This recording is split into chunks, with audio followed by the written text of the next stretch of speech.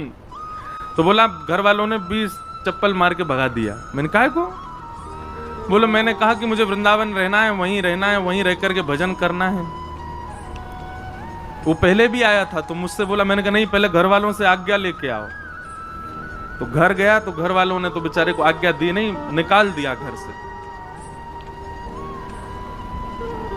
कितना भयावह कलयुग आ गया है। बेटा रात में पी के आता है, बेटा रात में वैश्यागमन करके आता है, उसको घर वाले नहीं निकालते हैं, लेकिन तिलक लगाता है, हरिनाम संकीर्तन करता है, भजन करता है, कथा सुनने जाता है, तो उसको घर से निकाल देते हैं। ये कलयुग है। अब बेचारा वो वृंदावन में ही कहीं रह करके अपनी पढ़ाई आदि पूरी कर रहे हैं। मैंने कहा चलो, तो ये अंतर्निष्ठ लोगों की बात है।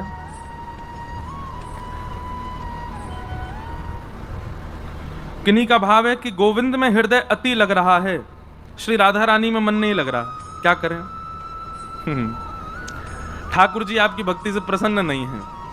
आप जो भाव अर्पित कर रहे हो उससे शायद ठाकुर जी को कहीं ना कहीं कोई प्रसन्नता नहीं। तो यह बात निश्चित है कि किशोरी जी की भक्ति करो और श्याम सुंदर प्रिय लगने लग जाएं तो किशोरी जी प्रसन्न है, और ठाकुर जी की भक्ति करने लगो और करते करते किशोरी जी का जब कोई वाक्य सुनो, किशोरी जी की कोई लीला सुनो तो नेत्र सजल हो जाए, समझ जाना ठाकुर जी प्रसन्न है।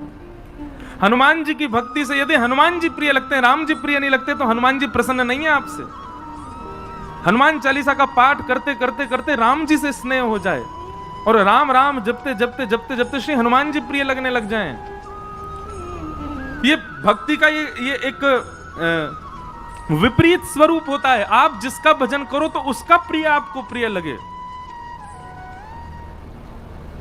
अरे भाई, प्रेम का ये स्वरूप है कि हमारे प्रेमी को जो प्रिय है वो हमको अपने आप प्रिय लगने लगता है।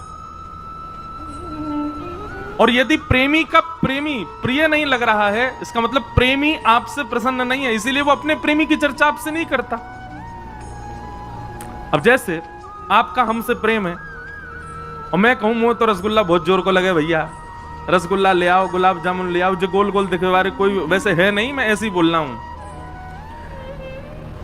तो प्रेम का इस स्वरूप है कि प्रेमी को जो प्रिय आप वही उसके सामने प्रस्तुत करते हो। प्रेमी को जो प्रिय आपको भले वो प्रिय ना हो, फिर भी आप उसके आश्रय में जाकर के थोड़ा चिंतन करते हो, देखते हो अच्छा ठीक है इनको भिंडी की सब्जी पसंद है, हम खा के तो देखें कैसी लगती। ठीक वैसे ही अगर आप ठाकुर जी की उपासना करते हैं और किशोरी जी के प्रति आपका भाव नहीं है, तो इसका मतलब यह कि आपकी जो भक्ति है उसमें कहीं तो चूक हो रही है, कहीं तो कुछ आपसे कुछ ऐसा कुछ भाव बन रहा है जिसकी वजह से किशोरी जी के प्रति प्रेम नहीं हो रहा है। और कोई यदि किशोरी जी कोई भजे जा रहा है, बस श्री राधा श्री राधा श्री राधा, ठाकुर जी के प्रति कोई भाव नहीं, तो निश्चित है कि उसकी भक्ति स्वीकार्य नहीं हो रही है। तो इसलिए चूक कहां हो रही है वो ढूंढो और उसको ठीक करो। किशोरी जी के प्रति प्रेम उत्पन्न हो तब समझो कि हाँ लाल जी आपके भक्ति से प्रसन्न है। फिर आपका दूसरा प्रश्न, क्या शरीर रूपी पुत्र पुत्री को मैं गोपाल रूप और प्रेम करूं तो वो मोह है या प्रभु का भक्ति भाव संदेह दूर करे? पता नहीं क्या भाव है, लेकिन इसमें ये कह रहे हैं कि बच्चों को ही गोपाल जी मान लें। मान सकते हैं, लेकिन कब तक? केवल 5 वर्ष तक। 5 वर्ष तक तो उसको गोपाल जी मानो। क्यों? क्योंकि उस समय उसमें विकार नहीं है। जैसे ही बालक में विकार उत्पन्न होने लग जाते हैं, फिर आप उसको भगवत स्वरूप नहीं, फिर तो वो आपका लाला ही है, फिर तो आपका बालक ही है। उसी भाव में रखो,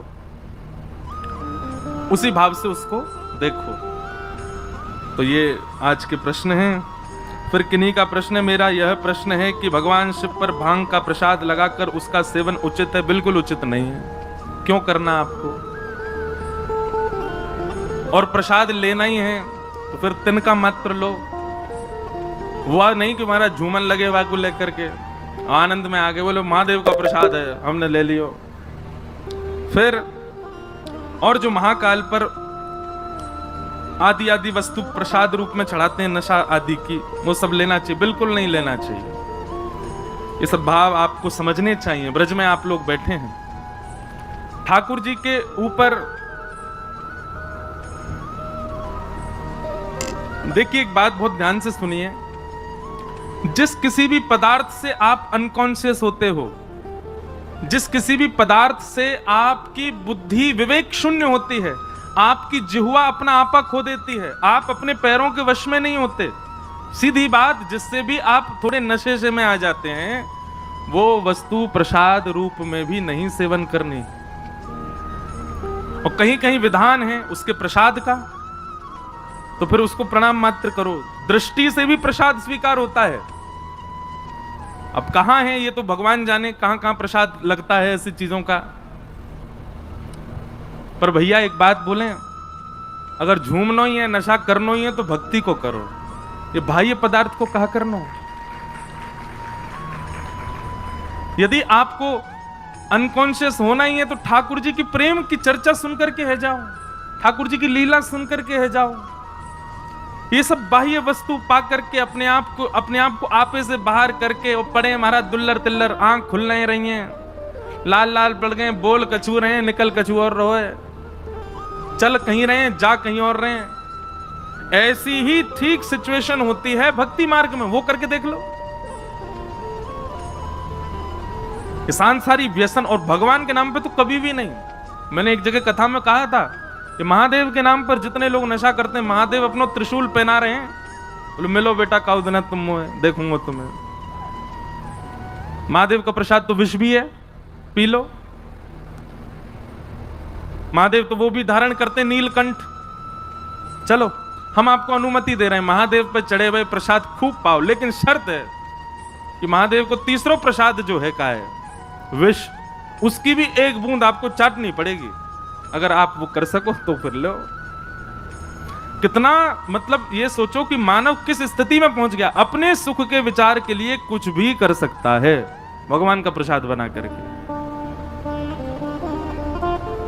ऐसा नहीं करना है। भगवान के नाम पर लोग वैसे ही बहुत कुछ कर रहे हैं।